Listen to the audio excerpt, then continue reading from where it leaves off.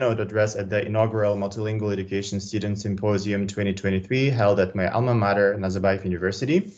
Осы симпозиум жыл сайын өтіп, көп тілді білім саласында маңдай терін төгіп еңбек етіп жатқан көптеген жас ғалымдардың жұмысын көре береміз деп үміттенемін. Hopefully, I can be with you in person next time. In my keynote, I'd like to invite you to join a critical conversation around a topic really dear to me as a critical applied linguist and also TESOL educator and activist committed to promoting social justice in education and beyond. My topic today is questioning language ideologies toward critical language awareness. After my keynote, I think you will be able to smoothly segue to one of the symposium's strands, which focuses on language, identity, inclusion, and ideologies. So let's get started. Before I dive deeper into language ideologies and critical language awareness, let me briefly introduce myself. Since 2014, I've been teaching English for general, academic, and specific purposes in educational institutions, including Nazarbayev University, Astana IT University, and the University of British Columbia. As you might know, I received my MA in multilingual education from NUGSC back in 2019, and I worked under the supervision of Dr. Bridget Goodman. My thesis focused on Kazakhstani pre-service teacher educators' beliefs about translanguaging, and currently I'm doing my PhD in teaching English as a second language at the University of British Columbia. In my doctoral research, I'm exploring how teachers engage with language ideologies, and particularly I focus on how they develop their critical language awareness and translanguaging stance. More about that in a little bit. So on the right side, you can see the beautiful photo of my campus here, and this is one of the totem poles on campus, and here are some of the examples of my work. And the first one, as you can see, is my work with my supervisor during my MA. So I really appreciate that. So let's get started. So what are language ideologies and their examples? Why do we need to question them? What is their role? What is the role of critical language awareness in questioning language ideologies?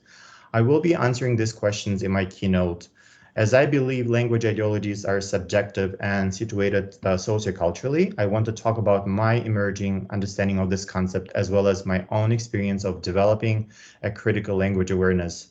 Because from what I know, a lot of research is very autobiographical, and that is true about my own work as well. It's a full circle moment for me to speak about this topic at this symposium, because I was at NUJC back in 2017 when I started questioning the often oppressive language ideologies I had been reproducing and perpetuating in my learning, teaching, and everyday life.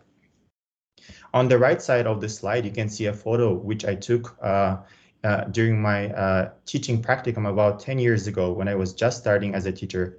The sign there says, "This is an English-only speaking zone." This is an example of how hegemonic or oppressive language ideologies are expressed in discourse, not just through conversations between people like me and you, but also non-human elements or material elements in the environment. I remember having limited power to disrupt such a standard language ideology because I was only a pre-service teacher visiting that school for a month. How could I go against the institutional language policy, right? A potential answer is in my keynote's title. While it may appear that we need to conform to the dominant language ideologies in our context, making our education system socially just requires some, well, maybe a lot of effort on our part as change agents. We as learners, teachers, and researchers need to develop critical language awareness to firmly question and potentially disrupt various oppressive language ideologies. How do I understand language ideologies? According to scholars such as Irvine, Schiffelin, and others, language ideologies are representations of language loaded with the language user's moral and political interest. So there is inherently some relationship between language, power, identity, and other aspects of our lives, right? These representations of language are socioculturally situated. It is important to note that I have an evolving understanding and relationship with language ideologies given my positionality. If you look at the right side of this slide, you will see a bunch of labels or identities that would describe me as a person. If we use the intersectionality lens, all of these sociopolitically situated identities create a unique constellation named Serikbolsyn, that's me, who experiences unique combinations of discrimination and privilege. For instance, my experience with language ideologies has shifted dramatically since I moved from Kazakhstan to Canada. I used to be a racial and ethnic majority back home, just like you guys, most of you, but now I'm a visible minority in Canada. My language use also changed quite a bit. Back home, I used to commonly engage in translanguaging to communicate with my colleagues and friends just like you, and it felt like translanguaging ideology was a more powerful language ideology. Even when I practiced English only in my classroom as a teacher, I was the one exercising power over students and experiencing privilege in that context. But here in Canada, I mostly use English as a racialized person and feel less powerful in the face of standard language ideology, for instance, among individuals who identify as white Anglophones. Yes, I do face discrimination as a racialized user of English as an additional language while in Canada. At the same time, I experience privilege due to my proximity to whiteness and Western ways of knowing because of my identity as a PhD student at a neoliberal Western research university.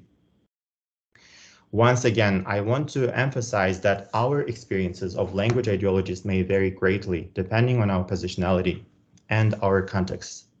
What unites language ideologies is that they provide meaning to language through verbal and embodied language, as well as material phenomena. For instance, different signs like in the photo earlier tell us that students need to follow a standard language ideology which is enforced by the teachers and the school administrators and also the material phenomena in the context. So teachers can explicitly and implicitly construct and enforce language ideologies in their classroom practices, as Palmer says. For instance, explicitly, they can express their language ideologies through enforcement of English-only rules, and more implicitly through how they organize language learning, the types of literacy skills they value, and how they assess student work. So language ideologies overall tend to have some common features. Yes, they are contextual and different in every case, but there are some shared features, as I said. Firstly, language ideologies are context-bound. As a representation of language, any language ideology is situated and bound to social processes that are historical and contemporary, according to Rosa and Burdick. In my research, I ask questions such as, what is the relationship of language ideologies with your positionality, learning and teaching context, and geopolitical location? Secondly, language ideologies are conflicting. Language ideologies are rarely homogeneous, since even relatively small societies can express conflicting language ideologies, as Woolard says and argues. This means that one person can have rather conflicting language ideologies as opposed to coherent ones. Based on this, I ask questions such as, what conflicting ideologies are communicated through your language or through your language use? Another important feature of language ideologies is that they are impermanent. While there are dominant language ideologies that resist change, they are still malleable. With the shift of power, identities, and linguistic experiences and other contextual factors, people and societies at large can construct different language ideologies. So while there are a lot of examples of language ideologies, let's take a look at some that I use in my own work as a critical applied linguist. Because I'm interested in how to disrupt deficit-based language ideologies and nurture asset-based language ideologies in TESOL, I'll touch on racial linguistic ideologies and translanguaging ideology. Flores and Rosa in 2015 argued that standard language ideology practices are constructed and valued through racial linguistic ideologies, which associate racialized people like us with deficit linguistic practices even when they produce standard linguistic practices. For instance, teachers who espouse such ideologies see racialized students as deficient English language users, regardless of how close they get to the ideal English. As Sender Dovchin says and argues, such teachers measure Black, Indigenous, people of color student success using a white stick. As you might tell, racial linguistic ideologies are the core of deficit-based language ideologies, such as standard language ideology and native speakerism that we often face in TESOL. In contrast to racial linguistic ideologies, translanguaging ideology represents and promotes a more heteroglossic view of language. Particularly, translanguaging ideology is a representation of language as a fluid and dynamic process rather than a fixed product, such as a named language. In our case, it's Kazakh, Russian, English, and other named languages. Aligning with translanguaging ideology in their pedagogy is a way for teachers to build on racialized multilingual students' linguistic and cultural repertoires in the classroom. So let me share some anecdotes from my own experience again. Although now I'm more familiar with how racial linguistic ideologies and translanguaging ideology are present in my life, it hasn't always been the same way. For a long time, I did not seriously reflect on my relationship with various language ideologies. I was just going with the flow because swimming against the waves is hard work. And by the way, I actively started swimming only after coming to Canada, which is a funny coincidence. But seriously, in my co-authored paper with my MA supervisor, Dr. Bridget Goodman, I remember having trouble with connecting racial linguistic ideologies to my positionality and context of learning, and even to the translanguaging that I was practicing in my daily life in discourse. You can take a look at the screenshot on the right side here, and you can see that there are some words that are highlighted. I was looking for racial linguistics, as you can tell. I did not realize that even though I'm an ethnic and racial majority in Kazakhstan, my linguistic practices can easily construct, perpetuate, and also disrupt racial linguistic ideologies. In my case, although I thought I was taking a translanguaging ideological perspective in my own work, I failed to see how it still sometimes overlapped with racial linguistic ideologies. This overlap is a prime example of language ideologies and how they are conflicting. Their boundaries are often blurry, and they can coexist, and they often struggle for hegemony in the same ideological environment. And you can see some highlights here. And recognizing deficit-based language ideologies may take time, that's for sure, and they can definitely be hard to disrupt. So how did I notice racial linguistic ideologies right under my nose? How have I been developing my critical language awareness? Before I answer these questions, let's quickly define CLA, or critical language awareness. Critical language awareness is an understanding of how linguistic practices are shaped by and shape social relationships and relationships of power. Critical language awareness explicitly promotes democratic citizenship, social justice, and self-reflection, through questioning academic norms and hegemonic standard language ideologies in education and beyond. So back to my question. So how have I been developing my critical language awareness? Since working on the article with my academic mama, Bridget, I've been reflecting on the relationship of language and power and identity markers such as race. Obviously, moving to Canada opened my eyes to a lot of things that I hadn't noticed before, because I have become a visible and audible minority here. In addition to doing coursework and research as a PhD student, I have joined an anti-racist caucus at my home department. I learn more as I continuously engage in critical conversations with my community of practice. All this is to say that I'm a work in progress. My critical language awareness is continuously developing. In my research, critical language awareness is an integral part of developing a teacher's translanguaging repertoire, or their ability to use translanguaging pedagogy. In her call for a critical translingual approach to English language teacher education, Kate Zeltzer argues that it is key to develop teachers' critical language awareness as a part of their translanguaging stance. Particularly, teacher education programs should move beyond simply equipping teachers with a practice-oriented toolbox toward helping them deconstruct and grapple with deficit-based language ideologies through coursework that takes a critical translanguaging approach.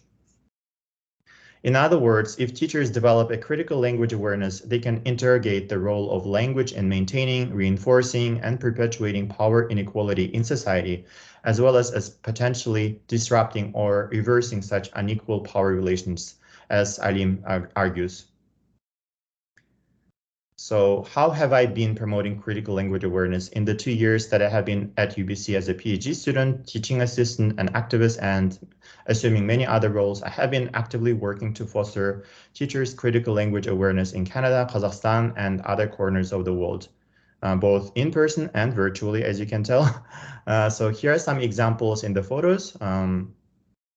So in this case, this is an event called Our Stories, a Living Library of Anti-Racist Pedagogy which we organized with fellow graduate students in my department. We invited a lot of pre-service teachers, or as they are called here, teacher candidates, soon to be teachers, basically. And in my work here as a TA, I introduce a lot of the in-service and pre-service teachers to translanguaging and other critical perspectives to teaching and learning languages, right? And you can also see some screenshots of my Instagram here. And these are some great people that I consider as my socializing agents. So here at the conference in Prague, we were presenting our work. And I learned a great deal from both Ophelia Garcia and Bridget Goodman, as you can see here. And this is a screenshot from some of the meetings that we have been holding as part of the multilingual education think tank with fellow alumni of our program and also other actively critical teachers that are working in Kazakhstan. So far, there have been 5 meetings since August 2022. In critical language awareness development, the role of one's community of practice is significant. That's what I want to highlight here. Through coursework and other opportunities to engage in critical conversations with our community of practice, we can build a stronger capacity to question and even disrupt oppressive language ideologies. To conclude, I want to highlight that all language is ideological. Questioning language ideologies and developing your critical language awareness are not linear, easy, or fast. But this ideological endeavor is definitely worth the effort in our work toward a more socially just education. Тыңдағандарыңызға үлкен рахмет. Now I'd love to answer any of your thoughtful questions. You can take a look at the references here, and this QR code will lead to my links that you can use. Thank you, everyone. Thank you very much, Serikbolsyn, for your inspiring and truly multilingual speech. So now we're open for questions.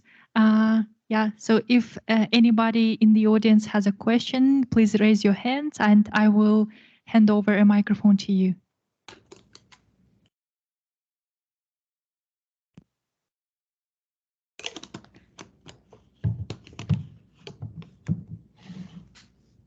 Yeah, please feel free to ask any questions.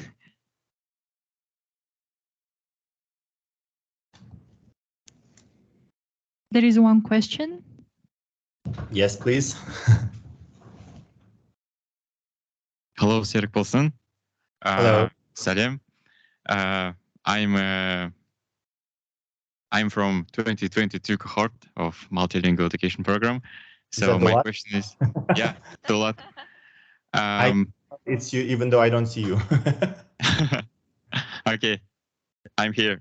Can you? So my question is, like, as you moved to Canada, can you tell us briefly about multilingual context of Canada? Like, what topics are discussed there regarding the maybe language assessment policies or something similar to that? Interesting to hear. That's a difficult question to answer because I don't really deal with assessment at the moment, but I can tell you that in terms of integrating multilingual perspectives, I think that the difficulty is the standards are not really built for multilingual approaches to education. So that's a common issue in many places, I think. So you have these critical perspectives and multilingual perspectives that you want to espouse and also practice in your teaching, but the standards are still very much rooted in standard language ideology, right? And I think that another issue is that a lot of the teachers do not know the languages of the students. So the teacher might know maybe one language or one home language of the students, but what do you do if you have 10 different languages in addition to English in the classroom, right? So I think that while I was familiar with super diversity as a concept through publications at home, like in Kazakhstan, but here I'm seeing that in person. And even when I work with pre-service teachers and in-service teachers as a teaching assistant or as an instructor, I can see how different everyone is. And it is truly inspiring and humbling how much I'm learning with them. I'm not really teaching them, we are learning together basically. So that's all I can say. Again, the issues here are very different from Kazakhstan. Yes, we are multilingual, but it is a very different kind of multilingual. and you start appreciating the diversity a lot more because you see how different everyone is. And the issues are related to interculturality and how you need to build on everyone's cultural differences and linguistic variety here. Hopefully that answers your question to at least some extent. Yeah, thank you so much. Yeah, the classroom-based context is the one that I'm interested in. Yeah, thank you so much. Thank you for your question once again. I have a question, Serikbolsyn. Thank you very much. I sit at the back. My name is Dushan Shamatov, and I work at Nazarbayev University. Serikbolsyn, I also spent, like you, in Canada for 5 years, but it was early 2000s, and I spent my time in Toronto, Ontario. Probably they're very different from Western Canada. But yes. I observed that Canada is really one of the example countries similar to something like New Zealand for being really a country of multiculturalism and pluralism, respecting for cultural, linguistic diversity.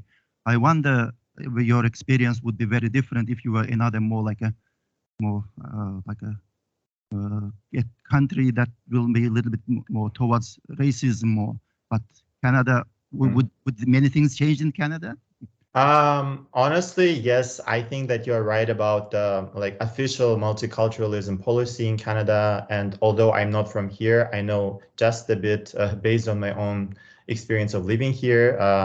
I think that the official policy is quite different from the lived experiences of minorities here. And of course, you may see how multiculturalism and multilingualism are celebrated in official discourses, but there is very much there's a lot of racism still, and it does not have to be explicit. And there are many subtle ways that minorities experience that even in education, although again, multiculturalism and multilingualism are celebrated. And it is quite challenging for many people to actually harness people's multilingualism and multiculturalism in the classroom because of what I mentioned earlier, like the super diversity, I think, seems overwhelming to a lot of the teachers, right? How do you evaluate what you don't understand?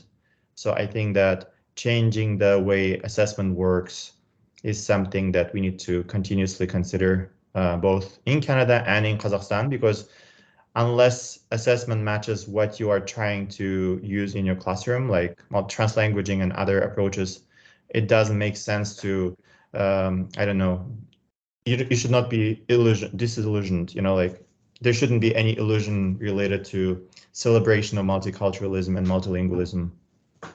Okay, thank you. So it is challenging, yes. Okay, I recommend you to visit Toronto, where 50% of the people are born outside of Canada.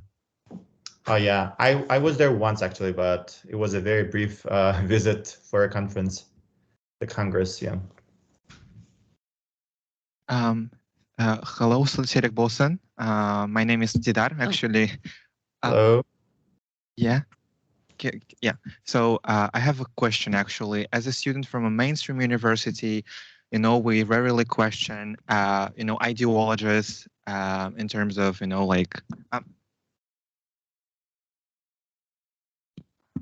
Sorry, I didn't hear you. Yeah, I'm sorry, I'm here. Yeah.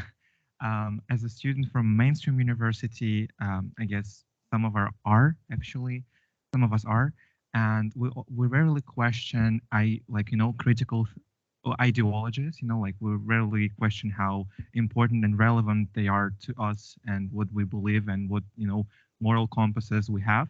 And can you please give any kind of advice, how to develop this kind of critical thinking approach to, questioning, like what kind of questions should you ask yourself to understand where you really stand in terms of, ideologies? Okay, thank you so much for your question. That is exactly what I'm researching right now. So I think that I have a lot more to say regarding this.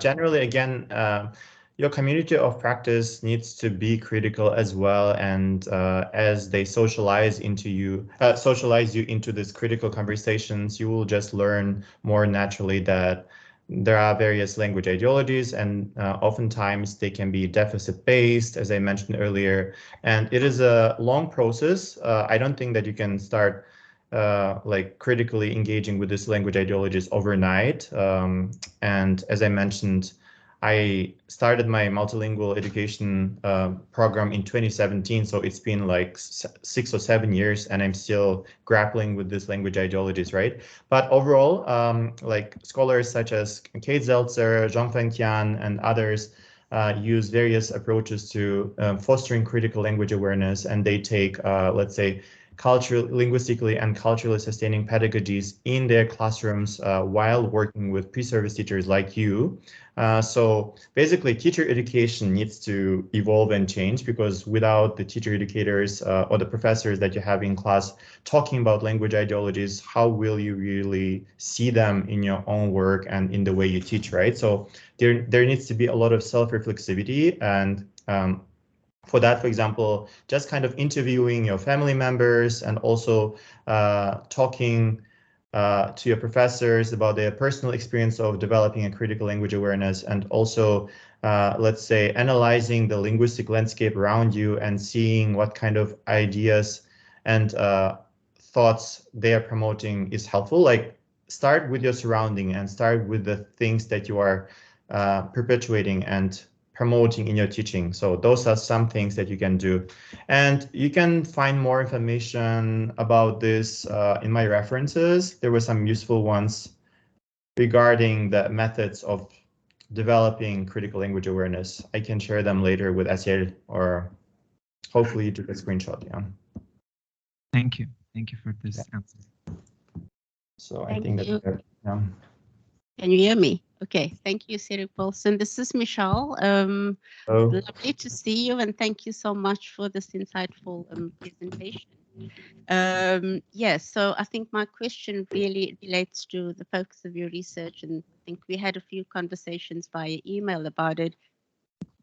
Okay, sorry.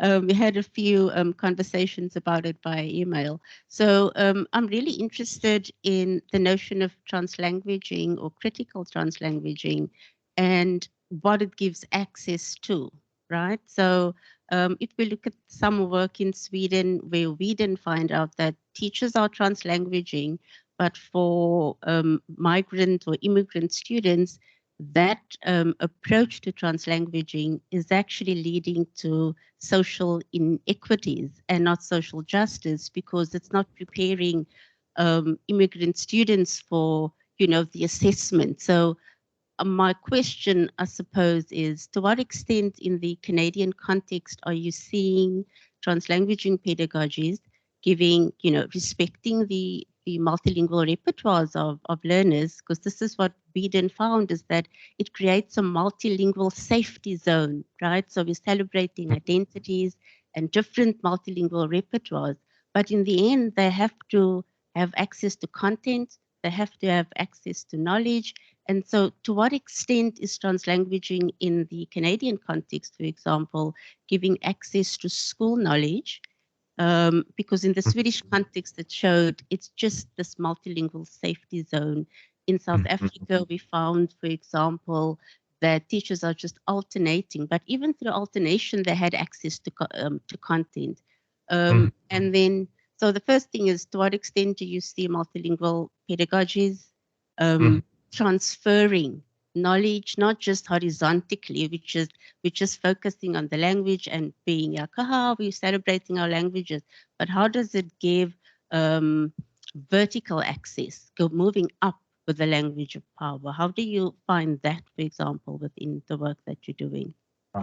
Thank you so much. Again, I haven't been in Canada for very long to like really answer the question in depth, but from what I understand, like Sweden is a slightly different context from Canada, at least because English is a majority language in Canada, and it's an ESL context, whereas English is a second language for a lot of people, but it's in the environment all the time. So there is no problem with exposure to English in the, like, let's say outside the classroom in extramural context, right? But in Sweden, it is an additional language. They learn it as a foreign language because Swedish and Finnish and other languages are the majority languages there, right? So it's a very different context, and I'm not sure about South Africa, but it's a very multilingual context, and all the languages are practiced almost equally, I guess, right? Or to a different extent.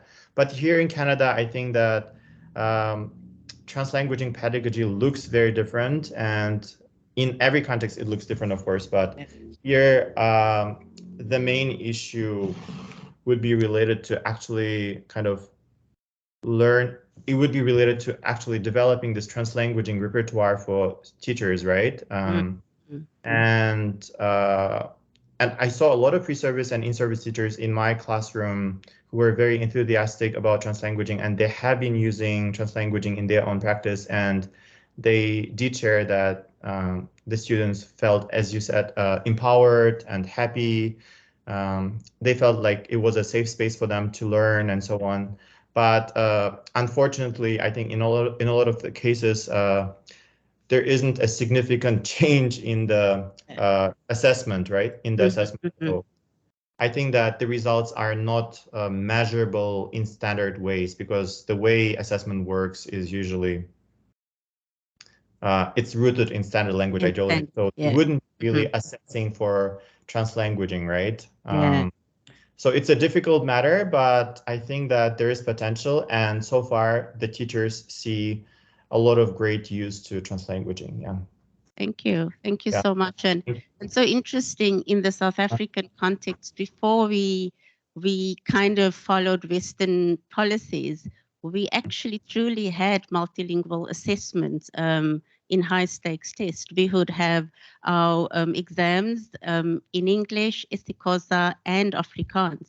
And so learners that were isiXhosa speaking, but they had to do an English test, they also had the sample of the questions at the end and glossaries. And interestingly, after moving over to following the West, we have monolingual assessments. So we actually went back from following true multilingual assessments to monolingual assessments after following Western-based policies. So it's kind of really interesting how our views and ways of doing in our different countries changed when we blindly. Even in Kazakhstan, I think that a lot of teachers use translanguaging pedagogies, but the assessment is monolingual. It's either in Kazakh, Russian, or maybe English. So students struggle with translating their translanguaging knowledge into monolingual knowledge, because that's not the way they were taught, right? So we recently discussed that with Madina Abdrahmanova, who graduated from a multilingual education program in 2015 or so, or 16, I don't remember, but she's also one of the alumni. But she had very interesting findings related to Bilim Innovation Lyceum and how they deal with assessment and translanguaging in general. So I think that there's a lot of interesting research even about Kazakhstan in relation to assessment. Thank you, everyone. Thank you so much. Thank you. Thank you, Serikbolsyn, for your wonderful presentation and for facilitating this incredible discussion. Thank you, everyone. Although we wish we could be doing this all day, but unfortunately we need to wrap up. So thank you very much for being with us today. So dear guests, now we will proceed to our individual presentation sessions. For that, you need to go to the second floor. We will have